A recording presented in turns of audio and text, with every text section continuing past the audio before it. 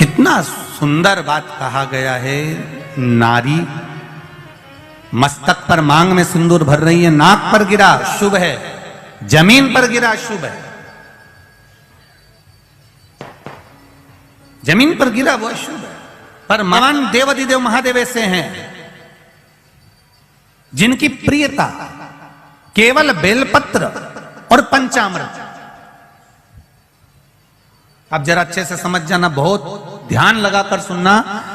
बेलपत्र और पंचामृत है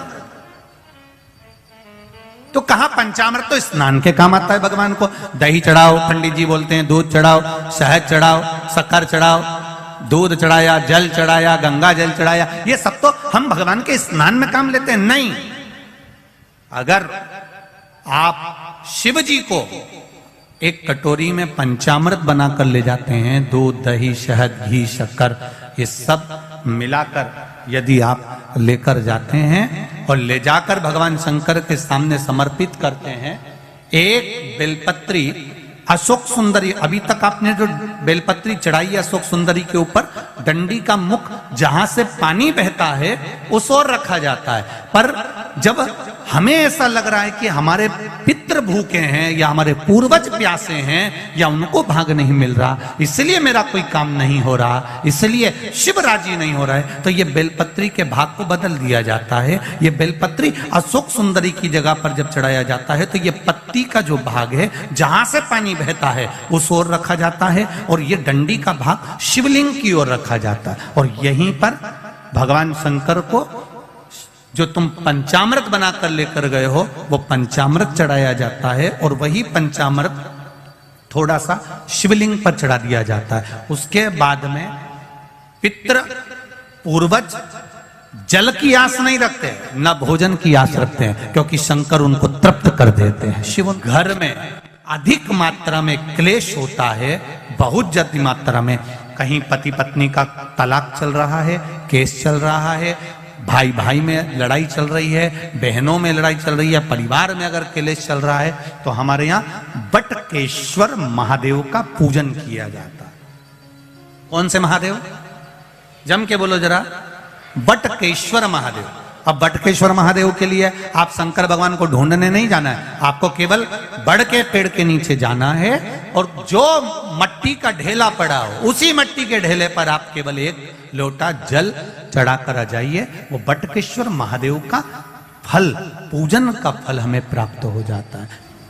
भगवान शिव के मंदिर में जब भी प्रसाद चढ़ाएं,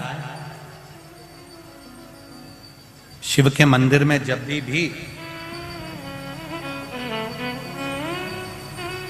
आप कोई सामग्री लेकर जाएं, या तो सामग्री में बेलपत्री डाल दें, और अगर बेलपत्री नहीं डालें तो उस बेलपत्री के केसे, उस सामग्री के केसे भी 3 हिस्से कर दें।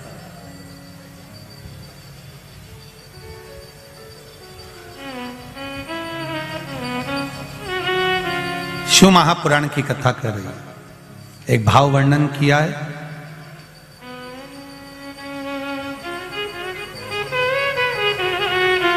जब केवल एक ही तरह का प्रसाद एक ही पात्र में हम भगवान के शंकर जी के सामने रखे और उसमें हमने बेलपत्री नहीं रखी, या उसको हमने हाथ से 3 हिस्से नहीं करे, या थोड़ा सा भाग हमने अलग नहीं करा, तो उसमें महाराज भगवान शिव के जो गण हैं उनका हिस्सा हो जाता। पहला चंदेश्वर का, दूसरा चंदाशु का, तीसरा चंडाली का, चौथा विश्वसेन का और 5वां चंड का हिस्सा उस प्रसाद में हो जाता।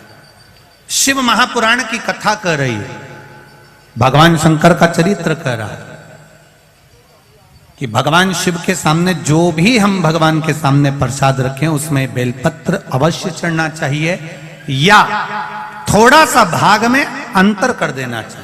जैसे आप भगवान शंकर के सामने रखें, आपने चिरौंजी रखी, चना रखा, चूरमा रखा, या कोई दही का पंचामृत रखा, उसमें भी आप एक बेलपत्र समर्पित कर सकते हैं।